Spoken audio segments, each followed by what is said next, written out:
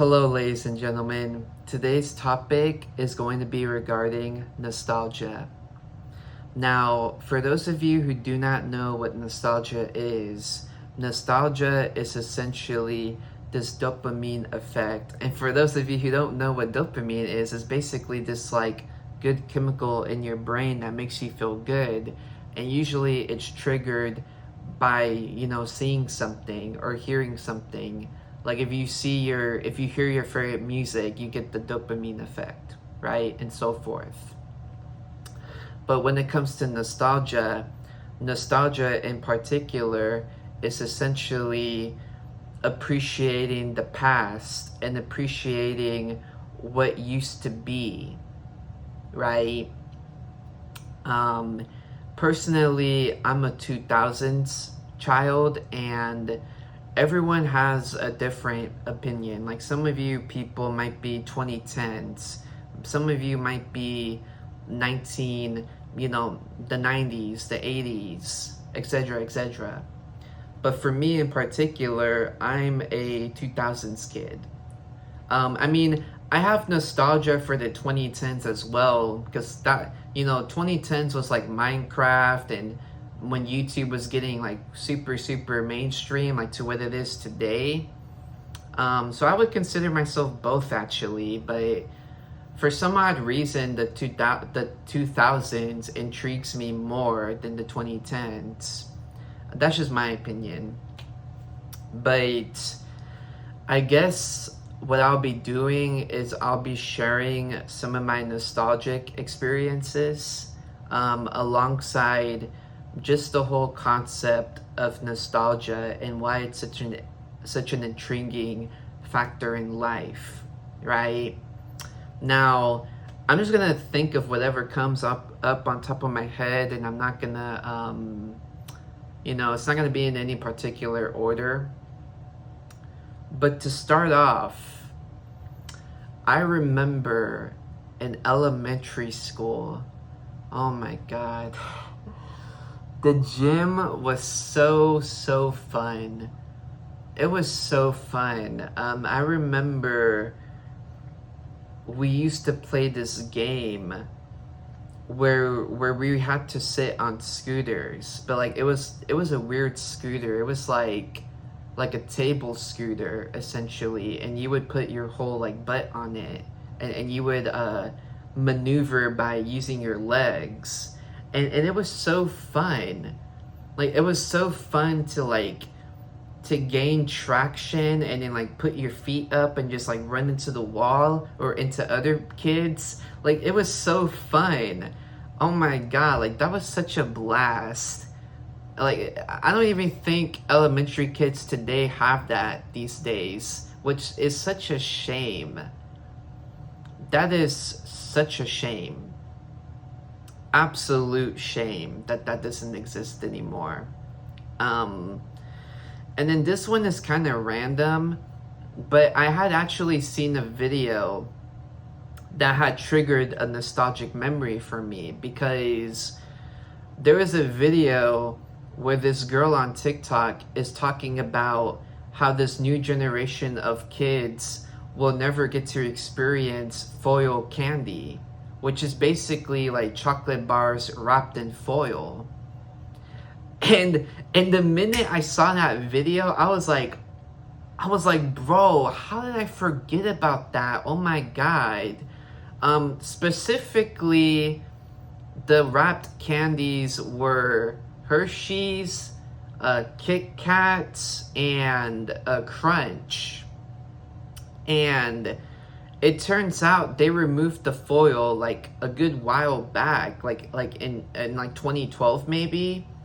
And the reason why they removed it was because a lot of people were accidentally eating the foil, which, that makes sense when you think about the reason.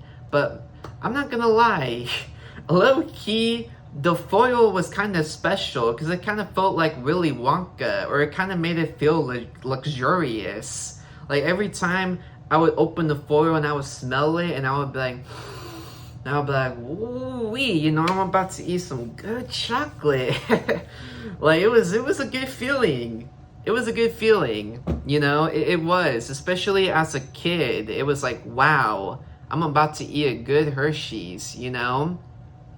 It's crazy to think that I had forgot about the foil. Like sometimes I'd be forgetting about things, but then I'll see like a picture or something, and I'll be like, oh my god, I can't believe like I forgot about that, you know? Um like I remember there was these ice cream little cups that came with a wooden spoon, right? And you would eat it with the wooden spoon. But what I remember vividly is that the ice cream had no taste, yet it was so intriguing because I swear all you would taste was the spoon. You would just taste the wooden spoon in your mouth. You never tasted the ice cream. But somehow that was so intriguing. Like I remember always looking forward to it, and it was just so good to eat. And then I would just play with the spoon and like put it in my mouth, like leave it in my mouth, and I'm like, yeah, you know what I mean? Like I just think that's so funny how that's all I remember from that ice cream was the taste of the wooden spoon. And the wooden spoon like overpowered the ice cream. Like there is barely any ice cream. Yet I would look forward to it all the time. It was funny. Let's see. Video games and television, that's a definite plus. Nintendo DS, man, Nintendo really hit it out of the park with the DS. Like, the Nintendo DS was one of those things that everyone had, whether you were a Nintendo fan or not. Like, I even vividly remember Nintendo, like, making a girl version of the DS, which was pink, just because that's how popular DS was. And it worked. A lot of my friends who were girls had DSs, and my cousins who were girls had DSs, and they specifically had the pink DS, right? And man, the DS was such a good memory. Like it made car rides so much better. Like I don't know how I didn't feel fatigue or sick from motion sickness, but I remember like and Nintendo was absolutely genius to do download play. Like that was probably one of the most genius things ever done in video game history, because essentially what download play was you could play multiplayer without anyone needing the game.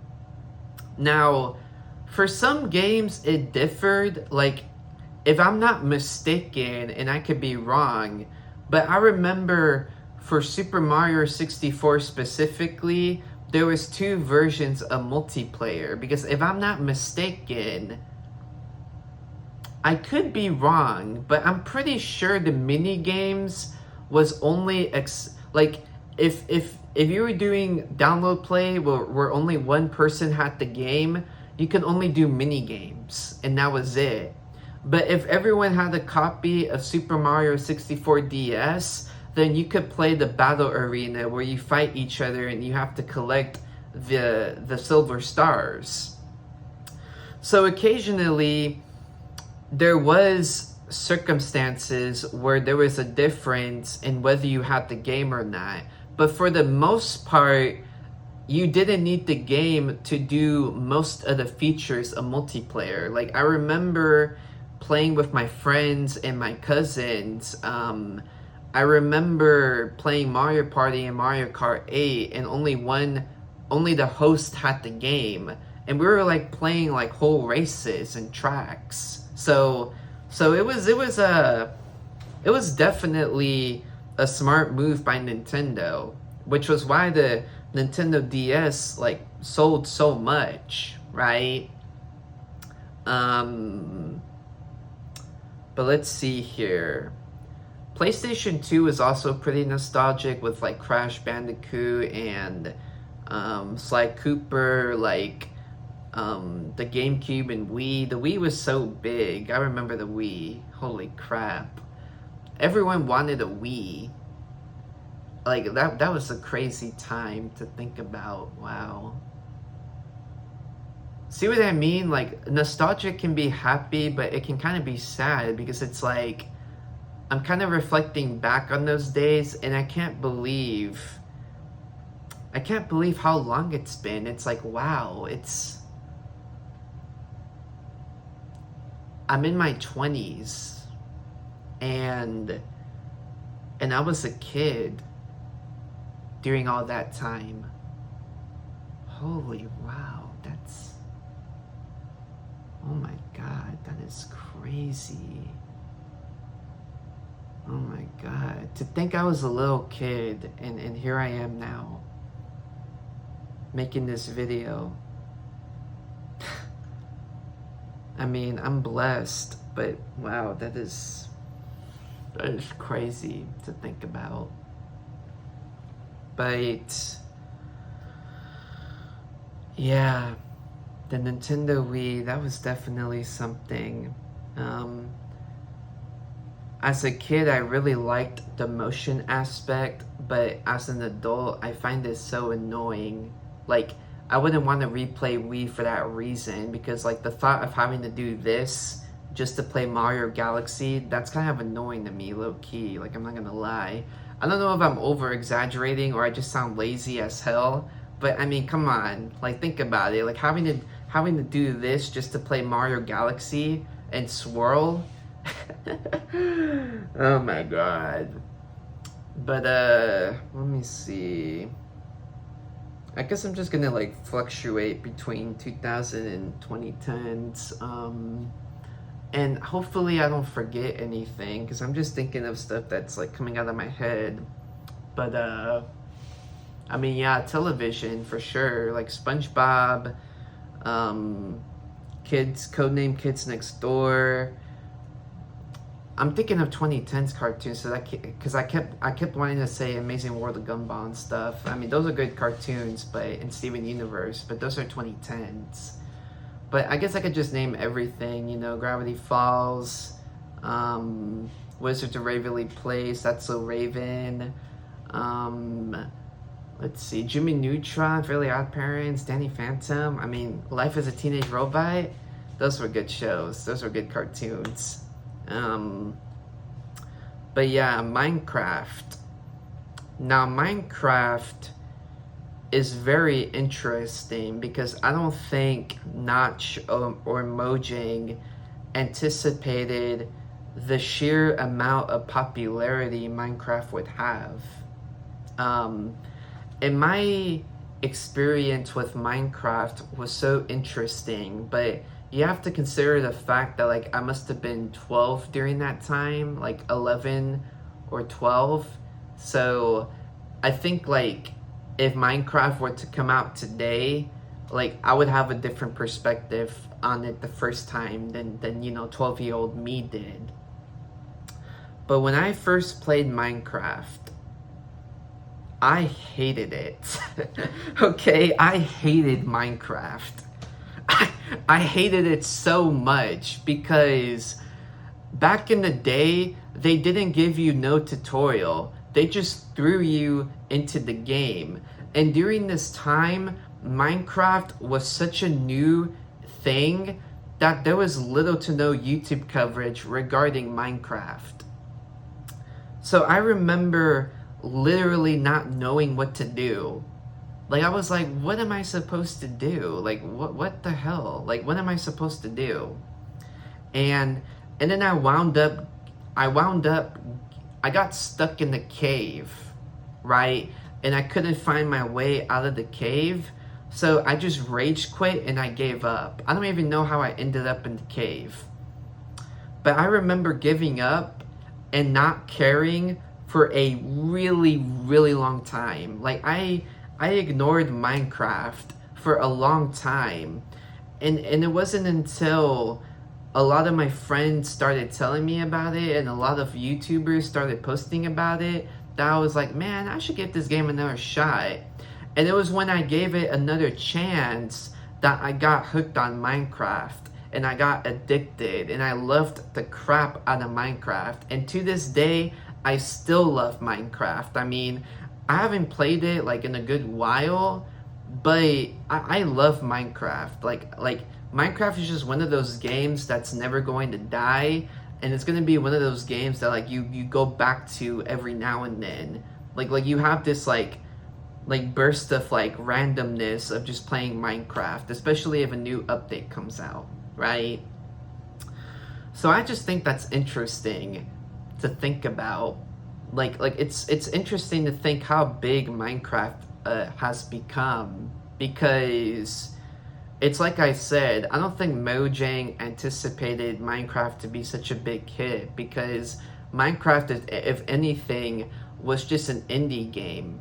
And to this day, I think Minecraft wins the title for like just the biggest indie to ever exist. Because yeah, you have games like Vampire Survivors or Hades or Cuphead that would end up being big as well, but none of those games even come close to Minecraft, because Minecraft is just it's so mainstream to the point where everyone and their mom and their dad, even their grandparents, knows about Minecraft. Okay? Props to you, Mojang, because y'all killed it with Minecraft. Yeah, y'all really did. The platform you guys are currently on, YouTube is the best thing to ever happen, because YouTube is the best source of free entertainment you can get, especially in today's world, because you have content creators like Lemino or Wendigoon, or like interesting internet stories, like those type of channels like Mojang, or I mean Mojo, Watch Mojo, right? You have all these channels that make such good documentary style videos, or even Shane Dawson's like conspiracy videos. Like there's such high quality videos that you think you would like get on Hot Ones with Sean Evans. Like you would think you would get this type of content on Netflix for a paid subscription, but instead it's all on YouTube for free. Like that is awesome to think about. And the evolution of YouTube is so interesting too, because YouTube started off as just like, how do I put it? YouTube started off as sort of like a joke per se. Like everyone who was uploading on YouTube was doing it for fun. So most of the videos were just stupid, right? And I'm not saying like they were bad videos. What I mean by stupid is just humor videos, like Peanut Butter Jelly Time, Smosh, and just like singing like the Pokemon, lip singing the Pokemon theme, or Fred, like most of the videos were just people kind of just like being goofy and silly, right? Like that was like how YouTube started. And then it wasn't until the 2010s where I think YouTube started like revolutionizing, and it started like becoming everything, right? Like it started becoming it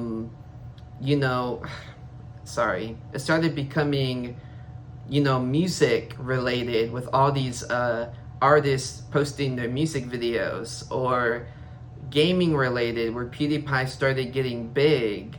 And then you had Gangnam Style 2 as another example of a song. And then you had just like sketches, like Smosh, they started doing sketches, or Rocket Jump, right? And then eventually, you started having people like Vsauce, or how do I remember their name? I think ASAP Science, where they would post, interesting content like regarding, science or theories and blah blah blah.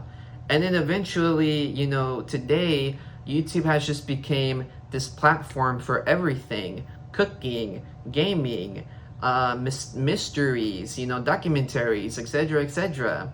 And I just think that's awesome because, again, YouTube is completely free. It's free and it's always going to be free. And yeah, ads may suck, and yes, you can subscribe for a certain amount of money, but at the end of the day, like, base YouTube is free. And it's not like the ads are super outrageous to the point where like it would make me want to stop watching YouTube, but I will admit that it is kind of annoying. But I understand that these YouTubers need to make their revenue, so I'm not really tripping. But yes, YouTube has become a big, big, big deal.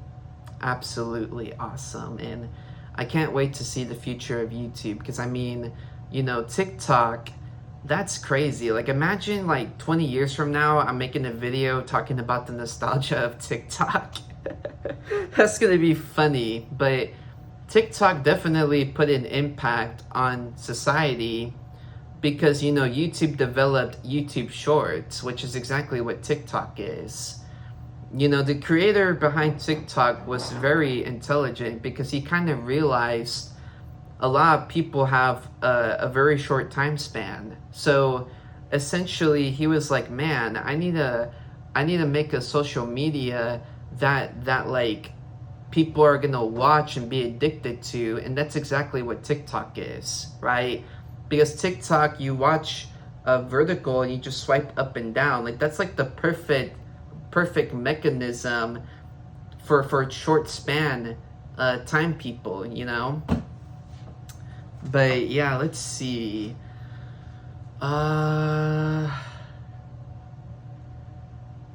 Pitbull's pretty nostalgic. The movie Grown Ups, Shrek is very nostalgic. But thank God Shrek is gonna make a comeback in his next movie. Like, the next Shrek movie is going to break the internet. Like, I promise you, it's going to break the internet. What else?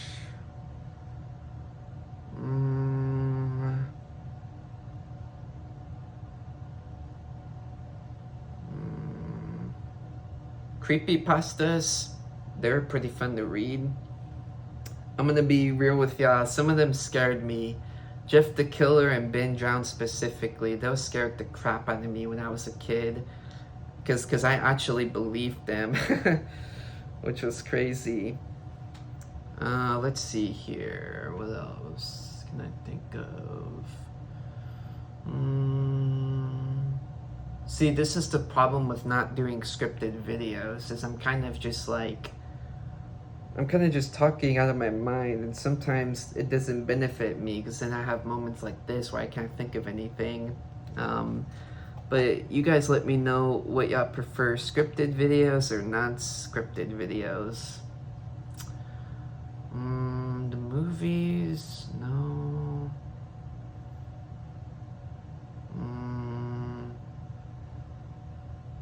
Well, I mean, elementary school was very awesome.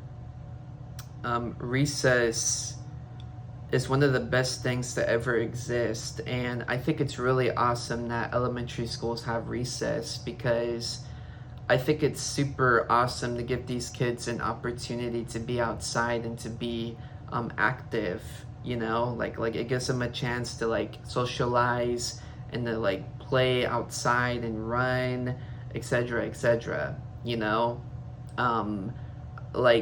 Like, I'm glad recess is one of the things that never left society because it still exists today, and I have a lot of cool memories about recess.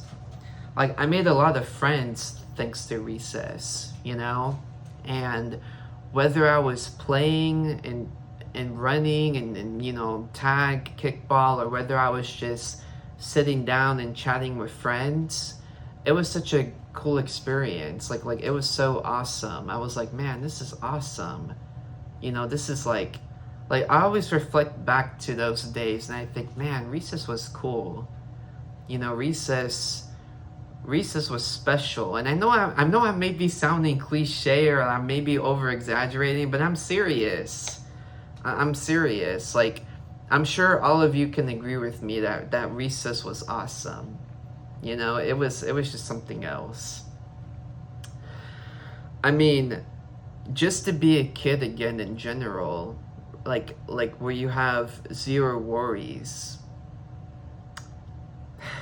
Man, like if I ever were to have kids, I'm gonna bless them so much because I want them to have a way better childhood than I ever had. And I'm not saying that I had a bad childhood, but I'm just saying, like, on top of my childhood, like, make it even better for my potential children. You know what I mean? Like that kind of vibe is what I want. But yeah. Oh my god, Kid Pix. Kid Pix. Or Magic School Bus. Or hell, even the drug PSAs. I'm not gonna lie, some of the drug PSAs were scary. Like, I remember there was this one drug PSA. It was called The Boy That Got Eaten by the Drug Monster or something like that. And apparently it was a true story. And I actually, like, I kind of dug deep into it, and it actually was a true story. It's actually really depressing.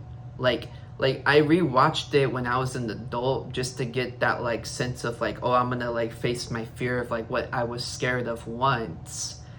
And as an adult watching the film, it was actually really depressing because the kid in the video who was 7 years old at the time, he basically started doing crack.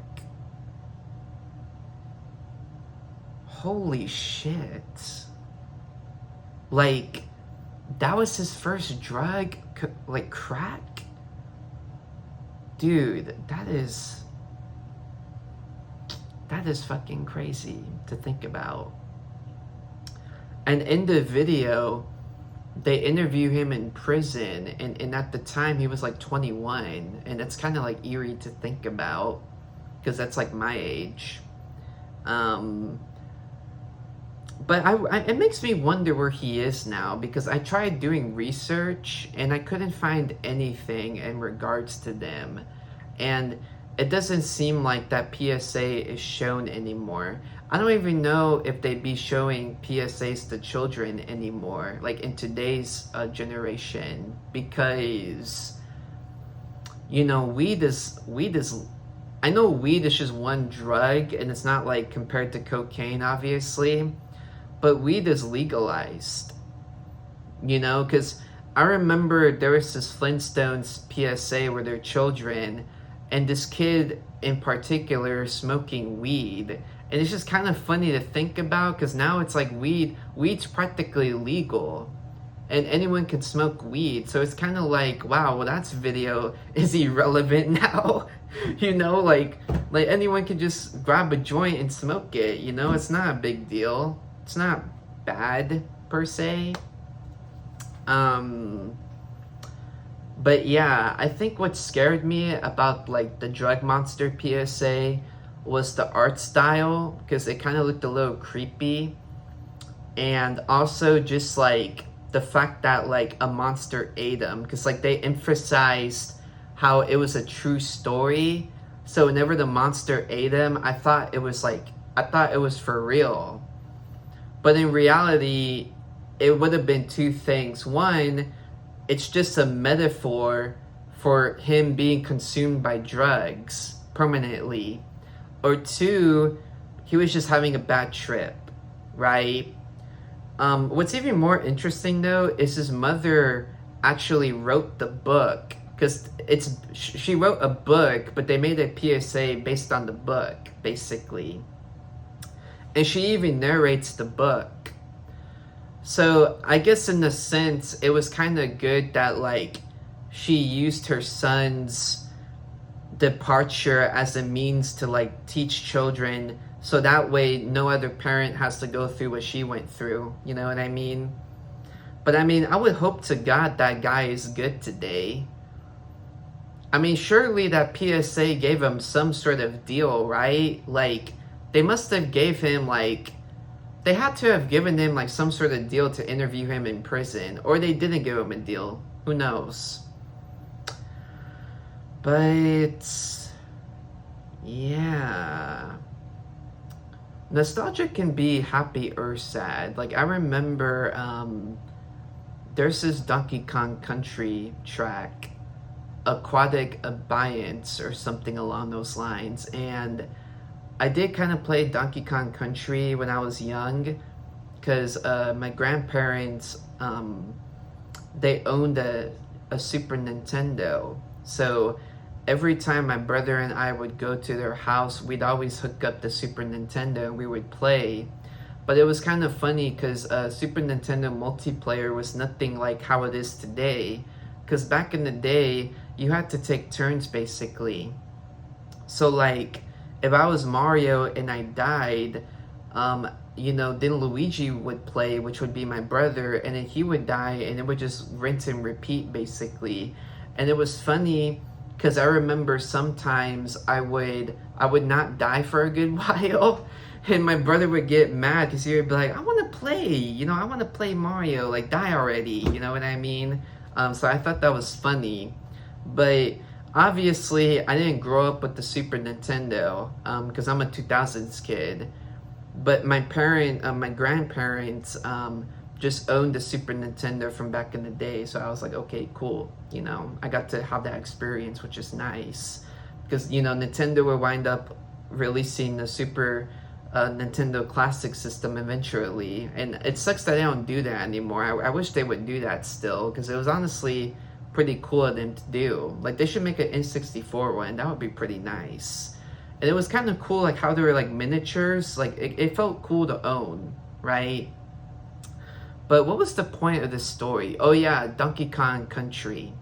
Oh yeah, well, not all games. Like Donkey Kong Country, Donkey Kong and Diddy Kong can be on screen together.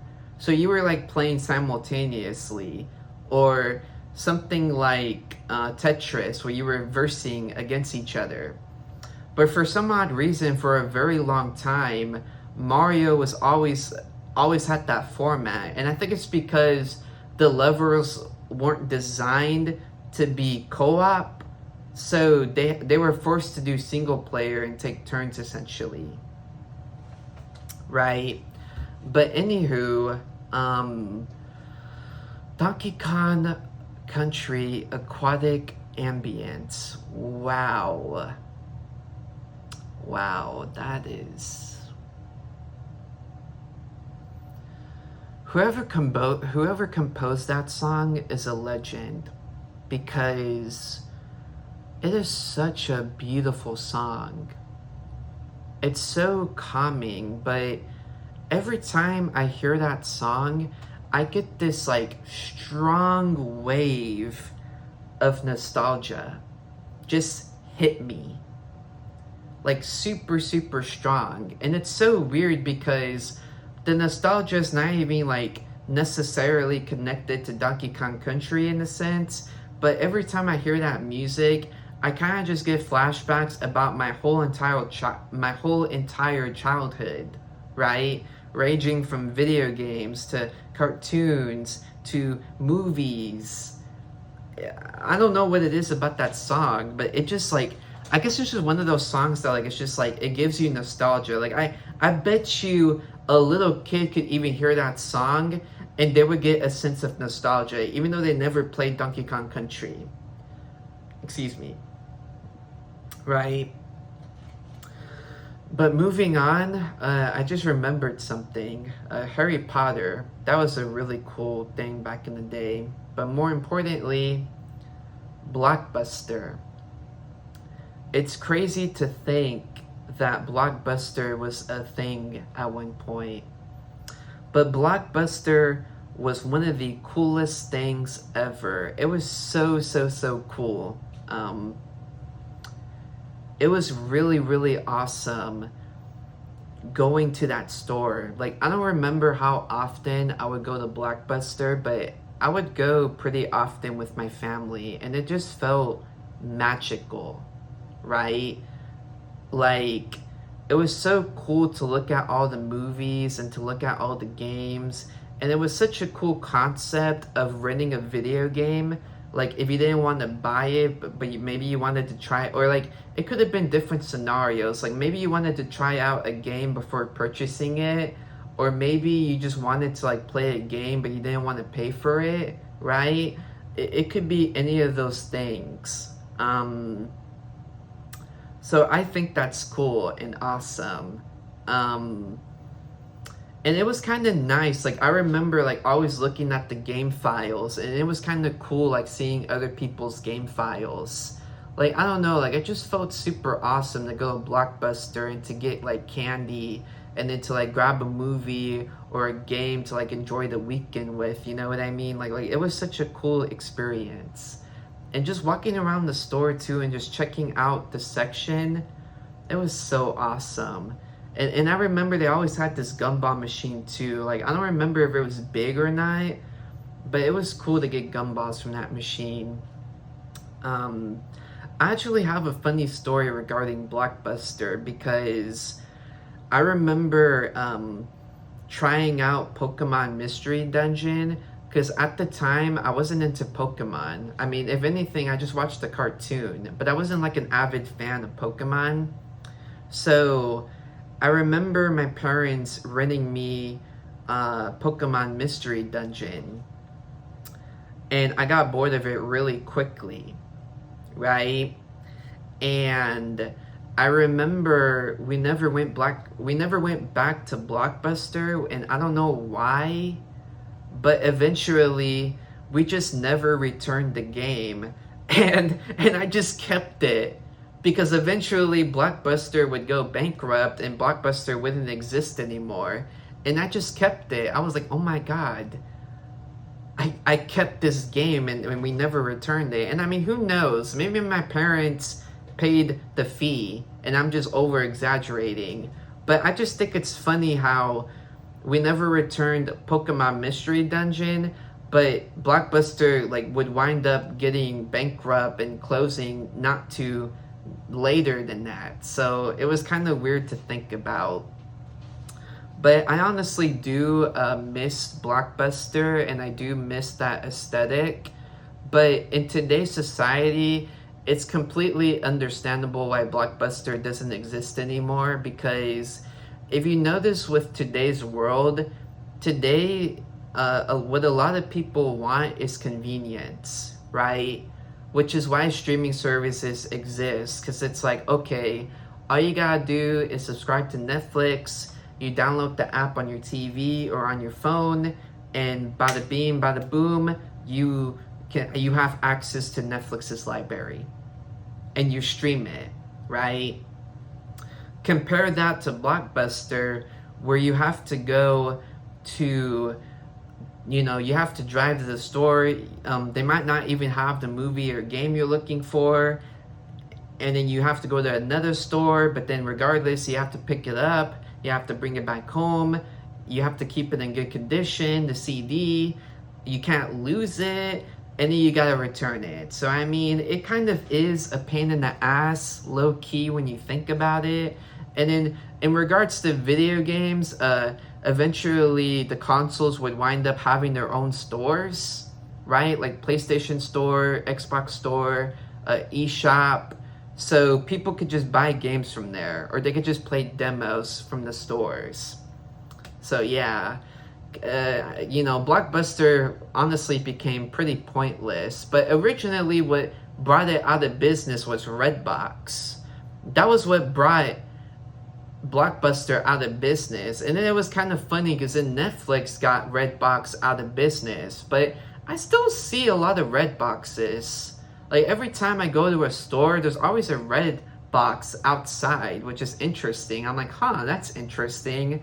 So I guess Redbox is still pretty popular, which is, I don't know, it's kind of surprising to think about.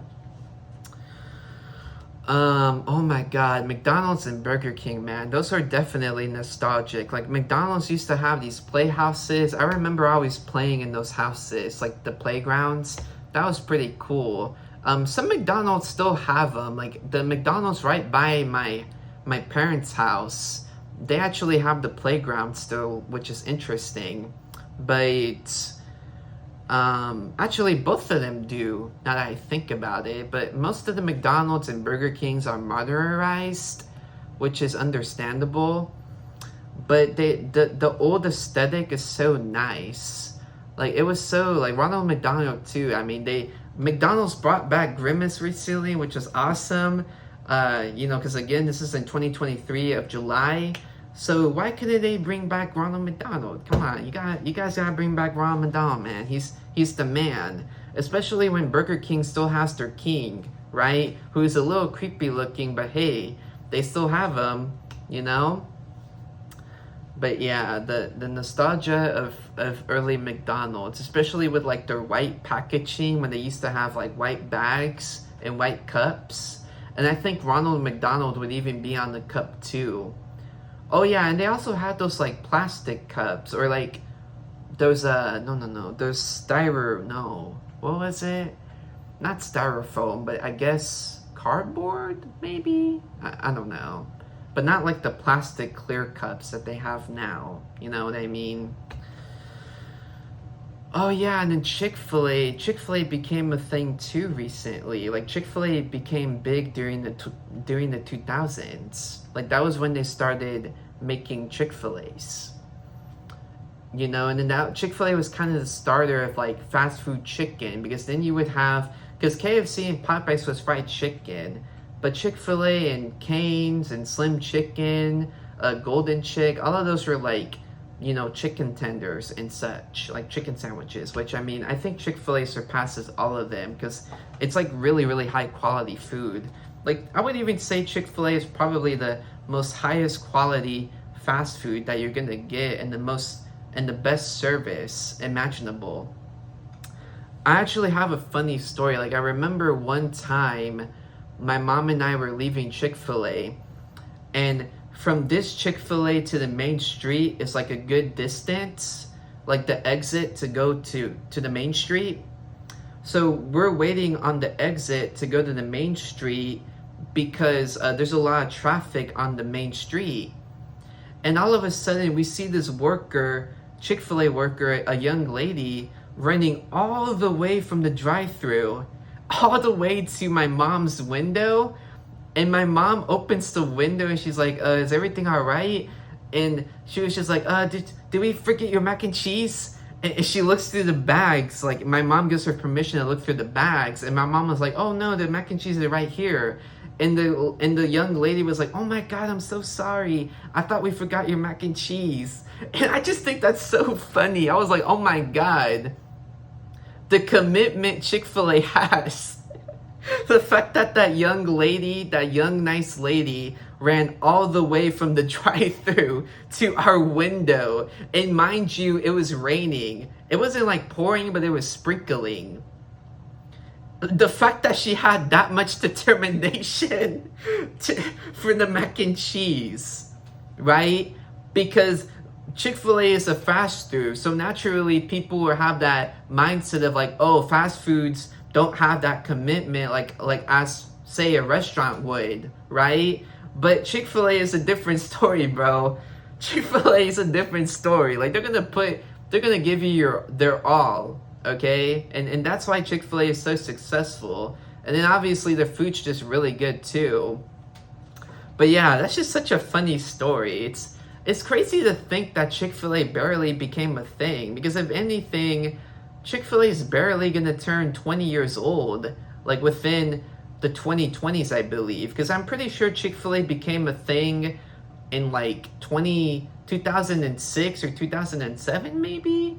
Same thing with Starbucks. Starbucks actually became a thing too. Like Starbucks and Chick-fil-A were literally created around the same time. It's actually kind of interesting to think about when you consider the fact that Chick-fil-A and Starbucks are such big top fast food chains.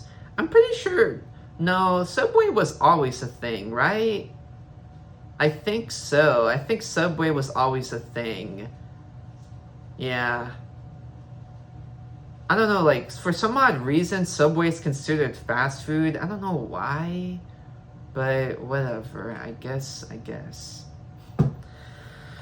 But yeah, ladies and gentlemen, I think that's going to be it for me. Who knows? Maybe I'll make a part 2 nostalgic video because I know I didn't talk about everything in this video.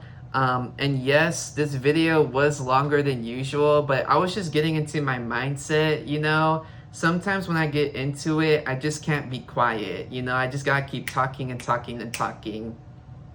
But thank you all for tuning in. Please leave a like in this video and please subscribe for more content like this. And leave a comment down below what I should discuss in the next nostalgic video or what you find nostalgic to you personally. Maybe I didn't bring it up, or maybe you can share a story as how I shared my stories. But thank you all for watching. As always, take care.